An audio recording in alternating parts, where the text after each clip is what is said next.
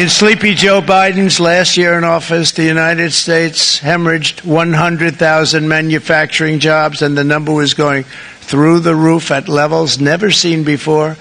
And our trade deficit reached a record $1.2 trillion, which is unheard of. Since the beginning of NAFTA, the worst trade deal ever made. It was a horror show. I was able to terminate it. They all said you'd never be able to get it out. We had to get approval from Congress to get it terminated. We had to live with that deal. It was the worst trade deal ever made by far.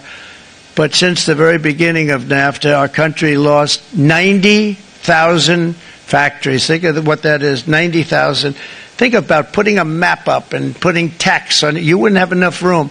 90,000. I said, is that possible? We had it checked 4 different times, and it was actually somewhat higher than that.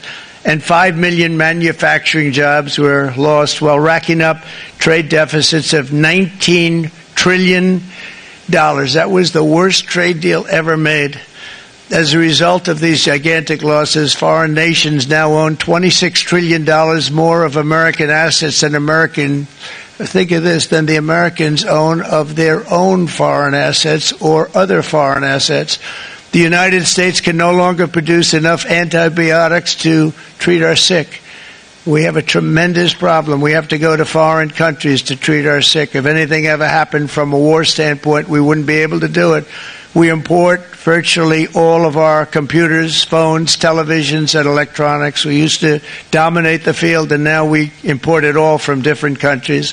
A single shipyard in China now produces more ships every year than all of the American shipyards combined. Think of that. And it was a business that we used to dominate. We used to dominate it totally. In short, chronic trade deficits are no longer merely an economic problem. They're a national emergency that threatens our security and our very way of life. It's a very great threat to our country.